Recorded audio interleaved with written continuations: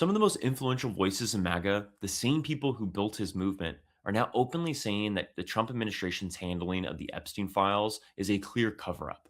This should worry Trump, especially in key demographics that he needs to continue to build support, which is young men, the same people who built his political base.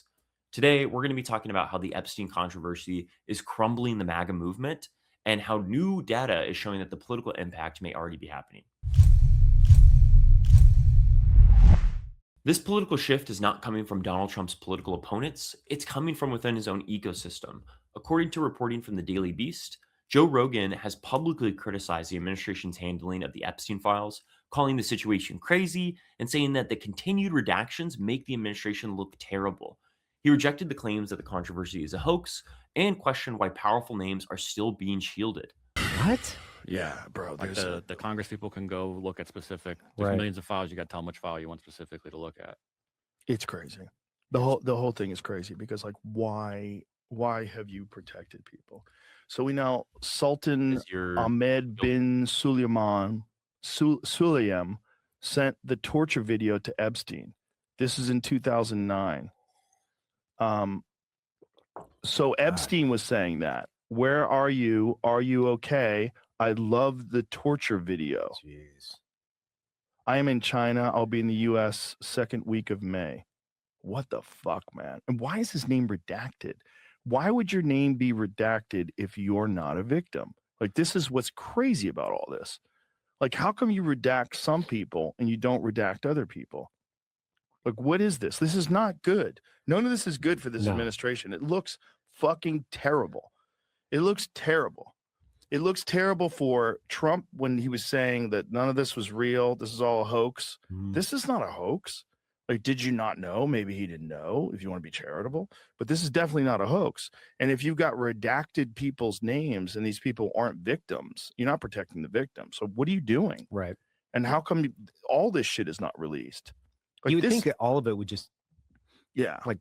get rid of all of it. Just expel it all. It's crazy. So this is the conspiracy that drives me the most crazy So because I don't like it. I mean, I have to echo Joe Rogan's words there. Never thought I'd say that. But yeah, you shouldn't like it. This is a terrible story. It highlights the fact that we have a two-tier justice system in this country where the wealthy and powerful are able to get away with some of the most heinous crimes.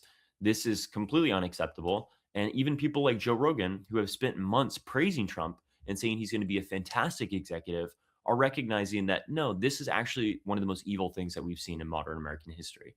We have a president of the United States and a Department of Justice that are working in coordination. Trump is using Pam Bondi and the Department of Justice as his own personal lawyer to shield him from any criticism, and they are protecting people who are implicated in some of the worst crimes imaginable. This is completely unacceptable, which is why we're seeing some of the most loyal fans of Trump's base start to default on him. And if you need even more evidence that Trump's base is fracturing, Alex Jones, the InfoWars host, one of the most loyal Trump supporters in all of right-wing media, is starting to crack as well. In comments reported by Mediaite, Jones told his audience that protecting anyone connected to Epstein is immoral and warned the administration is in a massive self-inflicted wound. Well, one of Trump's chief financial economy advisors, Howard Lutnick, has been caught in very serious deception. He did a CBS interview a few days ago saying, I moved in next door, didn't know about Epstein, invited me over, showed me a massage table in front of my wife, says, we'll give you the right to have a massage. We were freaked out and left, basically ran home, and then never associated with him again. And then we learned he took a boat to his island with his wife and kids and stayed there. Okay? So that's it. He's got to go. Now, here's the deal.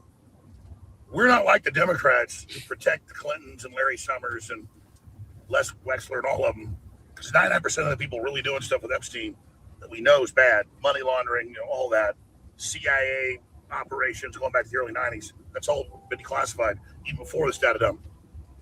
They've done real stuff, bad stuff, okay? We know about the money laundering and all that, bare minimum. Then all the sex stuff's connected to it as well. We're not like them where they just cover it up when it talks about their party.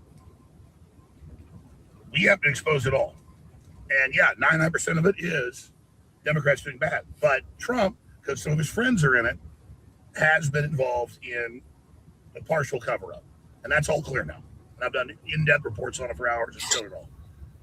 And so Trump needs to do a 180 on that and needs to just demand it all be released. I saw the press secretary today, like, we're moving on here at the White House. Well, Rasmussen poll shows there's an all-time high interest in it. So we're not moving on. And this is a litmus test for the whole thing.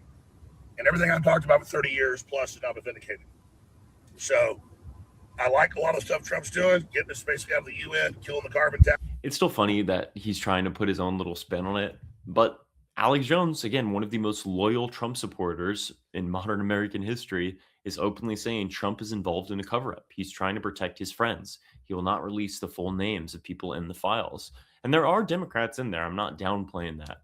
But it's funny to hear him say it's 99% Democrats when we have some of the most high-profile Republicans that are implicated in these files. I mean, Howard Lutnick, as Alex Jones said, needs to resign. There are very clear connections that he has to Epstein that we've seen through financial paper trails. This is not something that is okay, and this needs to change immediately because these types of credits are not coming to take Trump down. These are the same people who built his political coalition and made him so powerful within the Republican Party. When trusted insiders are raising doubts, it creates an entirely different political outcome than when it is just critics from the outside. It should be no surprise to anybody that the Epstein files are a crucial part of the MAGA movement. The entire political operation built itself on right-wing populist energy. Come into Washington, get rid and expose the corruption, get all of the elitists out that have been there for 40, 50 years, and get rid of undocumented migration. That was their big focus. And the Epstein files became a crucial part of that because it really is a clear case and a symbol of powerful people protecting each other from the justice of the people. So when the administration resists releasing all of the names or delaying disclosures or continuing to redact people, it doesn't just look like normal political damage control. To many of his supporters, this is the very same elite tactics that they were told Trump was in there to fight in the first place. That is why this backlash isn't just about Epstein, it is about credibility. And credibility is the currency of populist politics. And now we're seeing how this credibility issue is really affecting Republican poll numbers for the midterms. According to new polling reported by the Daily Beast, Trump now faces a 34-point deficit among men ages 18 to 29, a dramatic reversal from his performance in 2024. Even more striking, 27% of young Republican men say they disapprove of President Trump's performance, and 58% of young men say Trump has negatively impacted their finances.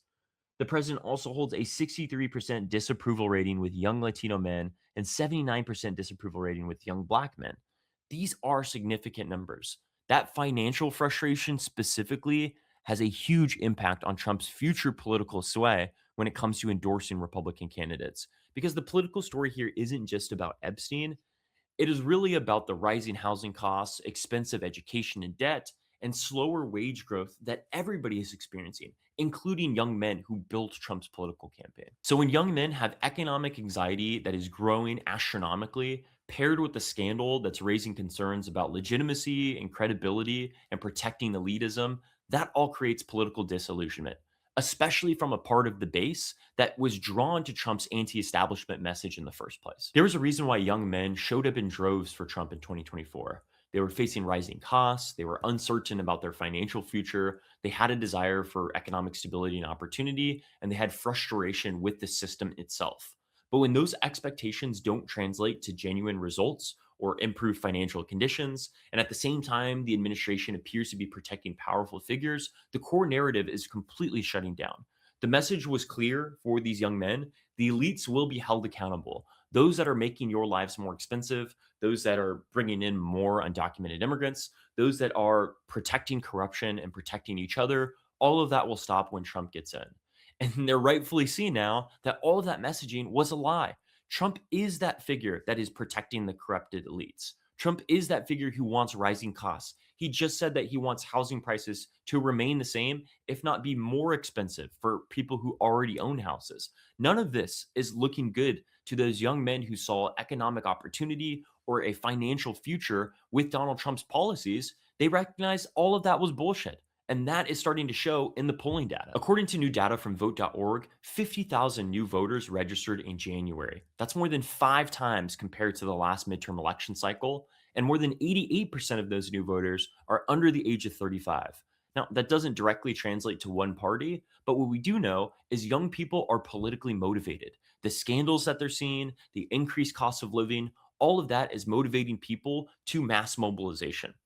Moments of political controversy don't just shift opinion, they push people to the polls and they push people to want to make some sort of electoral change. The Epstein scandal is doing something unusual.